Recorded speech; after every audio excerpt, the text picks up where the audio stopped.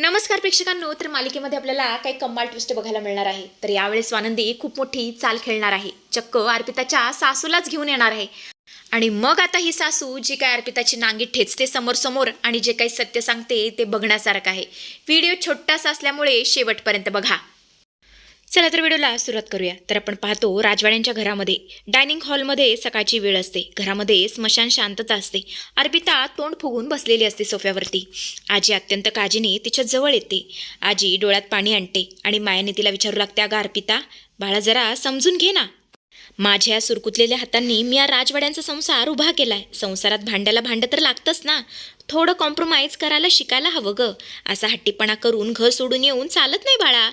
शेवटी बाईचा संसार हा तिच्या सासरीच असतो ना की माहेरी. तू जर असं छोट्या छोट्या कारणांवरून रागून घरी आलीस तर त्या चिमुरड्याचं काय? आणि मग काय, त्याच वेळेला तिथे स्वानंदी सुद्धा येते. स्वानंदी आजी दोघी मिळून आता अर्पिताला समजवण्याचा प्रयत्न करू लागतात. पण अर्पिता इतकी चिडलेली असते, ती ताडकन उभी राहते, खुर्ची मागे ढकलते, भयंकर चिडून. बास कर आजी, तुझं हे जुनाट पुराणाचं लेक्चर तर मला ऐकूच नकोस. मला तर या घरामध्ये राहायचंच नाहीये आणि त्या भिकाऱ्यांसोबत तर अजिबात नाही. माझा ना त्या घरामध्ये जीव गुदमरतोय. आता मी मेले ना तरीही चालेल, पण या घरामध्ये किंवा त्या घरामध्ये एक मिनिटसुद्धा राहणार नाही. माझ्यावर रस्त्यावर जरी राहण्याची वेळ आली ना तरी मला काही प्रॉब्लेम नाही, पण या असल्या नरकात मला जायचं नाहीये. असं म्हणतच अर्पिता बॅग उचलून जाण्याचं नाटक करू लागते. तेवढ्यातच इथे मल्लिका येते आणि हा सगळा गोंधळ ऐकून घरातली सगळी लोक हळूहळू करून तिथे जमतात. मल्लिका खोटं घईवर आणते आणि म्हणते, आप्पी बाळा, तू कुठे जायचं नाहीयेस. अगं तू कोण आहेस विसरलीस का? अगं तू राजवाड्यांची मुलगी आहेस. हे तुझं घर आहे. तुला कुठेही जाण्याची काही गरज नाहीये. या घरावर तुझा तितकाच हक्क आहे जेवढा या घरातल्या मुलांचा या घरावरती आहे. मल्लिका मुद्दामच आता समरकडे पाहते, टोमणा मारते आणि बोलते, अरे समर, तू तरी काहीतरी बोल ना. का बायकोच्या स्वानंदीच्या तालावर नाचायचं ठरवलंयस तू? तू जर आता बोलणार नाहीस ना तर ही अर्पिता रागाच्या भरात काहीतरी वेडवाकडं करून बसेल. अरे बोल, ती तुझी बहीण आहे ना. स्वतःच्या बहिणीसाठी काहीतरी पाऊल उचल, स्टँड घे ना. तेव्हा समर बहिणीच्या प्रेमापोटी आणि मल्लिकाच्या टोमण्याने भाऊक होतो आणि बोलतो, अर्पिता काकू जे काय म्हणतायत ना ते अगदी खरं आहे. तू आधी शांत हो बरं आणि बॅग खाली ठेव. स्वतःला असा त्रास करून घेऊ नकोस. तुझा हा भाऊ अजून जिवंत आहे.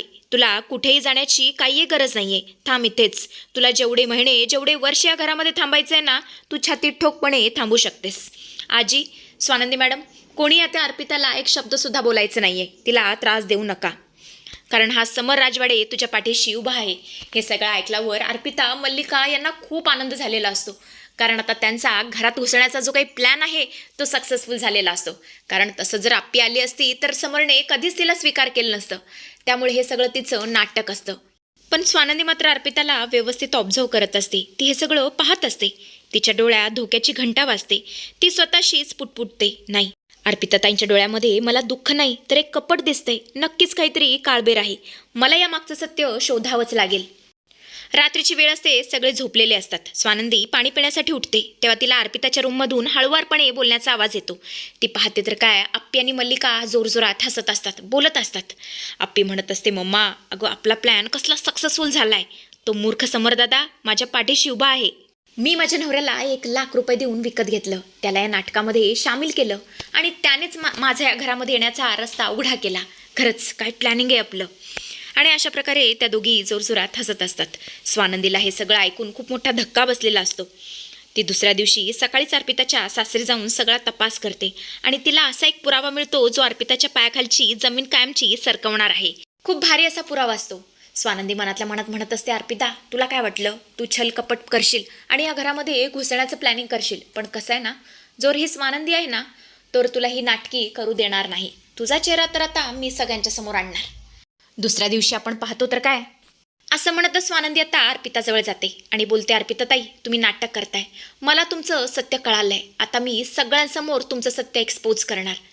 हे सगळं ऐकून अर्पिता घाबरते. ती विचार करते की स्वानंदीच्या हाती असा काय पुरावा लागला असेल. नाही, मला काहीतरी करावंच लागेल.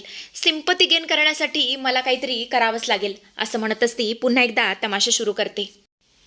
ती आता तिचं शेवटचं अस्त्र काढते. थेट किचनमध्ये जाऊन एक मोठा सुरा घेऊन हॉलमध्ये येते आणि सुरा गळ्याला लावते. संपूर्ण घर ती आता डोक्यावरती घेते आणि जोरजोरात तोडायला सुरुवात करते. बास झालं, बास झालं सगळं. बहुतेक या घरामध्ये मी राहिलेलं कोणालाच बघवत नाहीये, खास कर या स्वानंदीला. जेव्हापासून ही घरामध्ये आली ना, असं वाटतं या घरावर हिचीच सत्ता आहे. पण आता खूप झालं, मला कुणीही अडवायचं नाहीये. आता मला स्वतःला संपवून घ्यायचंय. या घरात मला कुणीही समजूनच घेत नाहीये. आता मला कोणासाठी जगायचं नाहीये. सगळेच तिथे जमलेले असतात आणि मल्लिका पुन्हा ड्रामा करते आणि म्हणते, "आप्पी बाळा, अगं प्लीज असं करू नकोस. तुझी आई आहे ना, अगं तुझ्या आईचा तरी किमान विचार कर." पण अर्पिता इतकी पेटलेली असते की ती कोणाचाच विचार करायला तयार नसते. घरातले सगळेच धावत येतात. समरच्या तर पायाखालची वाळूच सरकते. आजीला भोवळ येते. समर जोरजोरात ओरडायला सुरुवात करतो. "अर्पिता, वेडी झालीस का? खाली ठेव तो सुरा. आत्ताच्या आत्ता तो सुरा खाली ठेव प्लीज माझ्यासाठी." पण इथे मात्र प्रेक्षकांनो, स्वानंदी काय मस्त अशी चालाकी करते. ती अर्पिताच्या मागून येते आणि तिला कचकन पकडते. तिच्या हातातला सुरा हिसकावून घेते आणि एका झटक्यात अर्पिताच्या हातातला सुरा हिसकावून दूर फेकून देते. आणि मग काय अर्पिता पुन्हा एकदा नाटक करायला सुरुवात करते आणि बोलते, "वहिनी, तसं पण तुला या घरामध्ये मी नको आहे ना, मग मला वाचवण्याचं नाटक का करतेयस? बोल ना, हे सगळं करून तू काय सिद्ध करण्याचा प्रयत्न करतेयस?" असं ती स्वानंदीवरती चढू लागते. तेव्हा स्वानंदी तिच्या डोळ्यात डोळे घालून बोलू लागते आणि बोलते, "वाह वाह अर्पिता, काय उत्कृष्ट अभिनय आहे. ऑस्कर द्यायला पाहिजे तुला. पण कसं आहे ना, तुझी ही नाटकं या घरामध्ये करू नकोस. हा असा फालतू प्रयोग माझ्यासमोर तर अजिबात करू नकोस. लक्षात ठेव, आयुष्य एकच असतं आणि तुझं ते तानवाळ तुझ्यावर डिपेंडंट आहे.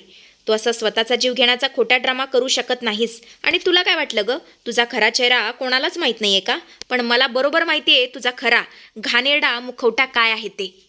तेव्हा अर्पिता थोडीशी घाबरलेली असते, पण ती सुद्धा आवाज वरचढ करते आणि बोलते, "समरदादा, बघतोयस ना, तुझ्या बायकोचा तोरा दिवसेंदिवस वाढतच चाललाय. बघ ही काय बोलते मला, हिच्यामुळे मला जीव द्यावासा वाटतोय. हीच कारणीभूत आहे." तेव्हा मल्लिका सुद्धा अर्पिताची साथ देते आणि बोलते, "समर, आत्ताच्या आत्ता तुझ्या बायकोला आवर घाल. मी गेले कित्येक दिवस बघतीये. हिला काय प्रॉब्लेम आहे कुणास ठाऊक. ही माझ्या सुनेवरती चिडते. मागच्या आठवड्यामध्ये हिने माझ्या सुनेला टार्गेट केलं होतं. माझ्या सुनेला, माझ्या मुलाला हिने किती त्रास दिला. अरे माझ्या सुनेवरती आरोप केले, माझ्या मुलावरती चोरीचा आरोप केला आणि आता तर काय माझ्या मुलीवरती सुद्धा उठली आहे. हिला आमच्या सगळ्यांचा काय प्रॉब्लेम आहे ना, तेच मला कळत नाही आहे. पण नाही समर, आता मी शांत बसणार नाही आहे. न्याय तर तुला करावाच लागेल. हल्ली जरा या स्वानंदीची मजल जरा जास्तच वाढत चालली आहे आणि हिच्यावरती आळा आता फक्त तूच आणू शकतोस. समर बोल, तिला काहीतरी सुनाव, त्यावर माझ्या मनाला शांती मिळणार नाही."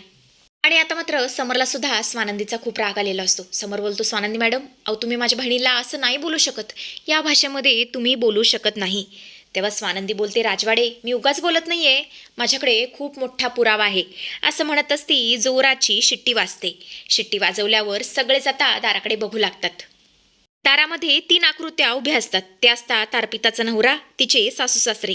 त्यांच्या डोळ्यामध्ये अश्रू आणि चेहऱ्यावर संताप असतो. त्यांना अचानक राजवाड्यांच्या घरात बघून अर्पिताला घाम फुटतो. तिला 440चा पुरताच धक्का बसलेला असतो. तिची वाचाच जाते. अर्पिता थरथरत्या आवाजात घाबरत बोलते, तुम्ही इथे काय करताय? तू आईबाबांना इकडे का घेऊन आलायस? आत्ताच्या आत्ता यांना इकडून घेऊन जा." तेव्हा स्वानंदी कठोर आवाजात बोलते, "नाही, ते कुठेही जाणार नाहीयेत. अर्पिताचे सासू सासरे, आता तुम्हीच बोला. जे काही सत्य आहे ना, ते आज या राजवाड्यांना सांगूनच टाका. कारण ही अर्पिता किती नीच आणि नालायक मुलगी आहे ना, हे आज तिच्या घरच्यांना, तिच्या या समरदादाला कळालंच पाहिजे. सांगा, आजी आणि राजवाड्यांना सगळं खरं खरं सांगून टाका." आणि हे ऐकल्यावर अर्पिताची सासू पुढे येते. तिच्या डोळ्यातून पाणी वाहत असतं. ती थेट अर्पिताच्या कानाखाली जाळ काढते आणि रडतच सांगायला सुरुवात करते. ती म्हणते, "समरराव, अहो समरराव, तुमची ही बहीण ना एक नंबरची नीच, स्वार्थी आणि नालायक मुलगी आहे. अहो हिला आमच्या घरात तिच्या सासरी केव्हाच नांदायचं नव्हतं. हे घर, ही श्रीमंती सोडून तिला आमच्या साध्या घरात राहायचंच नव्हतं. अहो स्वतःच्या पोटच्या बाळाकडे सुद्धा ही राक्षसीन कधी बघत नव्हती. बाळ भुकेने रडत जरी असलं ना, तरीही कानात हेडफोन लावून गाणी ऐकत बसायची. स्वतःच्या आईबरोबर तासन तास फोनवरती बोलायची. हिने कधीच मला आणि माझ्या नवऱ्याला पाण्याचा ग्लास दिला नाही. कधी स्वतःच्या नवऱ्याला मान दिला नाही. आणि आता तर या मुलीने कहरच केला. माझ्या मुलाला म्हणजे हिच्या नवऱ्याला त्याच्या व्यवसायासाठी कर्ज फेडण्यासाठी 50 लाखांची अत्यंत गरज होती. तो अक्षरशः रस्त्यावरती आला होता. मग या बाईने, या तुमच्या लाडक्या बहिणीने त्या परिस्थितीचा गैरफायदा घेतला. तिने स्वतःच्याच नवऱ्याला पैशाचं आमिष दाखवलं. 50 लाख तर दिले नाहीतच, पण 50,000 रुपये त्याच्या तोंडावरती फेकले आणि अट घातली की मला आत्ताच्या आत्ता माहेरी नेऊन सोड, माझ्याशी खोटं भांडण कर आणि तमाशा कर. तेव्हा आप्पीचा नवरासुद्धा हात जोडतो आणि बोलतो, "होय समरदादा, मला माफ करा. पैशांची अत्यंत गरज होती मला. माझ्या डोक्यावरती भलं मोठं कर्ज होतं आणि म्हणून खरं तर आम्ही ही सगळी खोटेपणाची नाटकी केली. मला वाटलं होतं थोड्या दिवसांनी हे परत येईल, पण काल स्वानंदी वहिनी आमच्या घरी आल्या आणि त्यांनी आम्हाला आमची चूक समजावून सांगितली. त्यांनी आम्हाला पैशांची मदत केली आणि आमचे डोळे उघडले आणि म्हणूनच आम्ही इथे आलोय. आणि सगळ्यात महत्त्वाची गोष्ट म्हणजे या सगळ्यामध्ये अर्पिता एकटी नाहीये, तर तिला तिच्या आईची फूस आहे, मल्लिका काकूंची फूस आहे आणि दोघींनी मिळून हे सगळं प्लॅनिंग रचलंय. आणि हे सगळं ऐकून समरचे डोळे लालबुंद होतात. ज्या बहिणीसाठी तो स्वानंदीशी भांडला होता, तिचं हे सत्य पचवणं त्याला कठीण जातं. तो हळूहळू चालत अर्पिताजवळ जातो आणि बोलतो, आप्पे, हे खरं आहे का? तू स्वतःच्या नवऱ्याला विकत घेण्याचा प्रयत्न केलास, स्वतःच्या बाळाला वाऱ्यावरती सोडलंस, फक्त या घरामध्ये राहून राजकारण करण्यासाठी? तेव्हा अर्पिता बोलते, दादा नाही, ते खोटं बोलतायत, ही स्वानंदी खोटं बोलतेय, हा सगळा हिचा डाव आहे.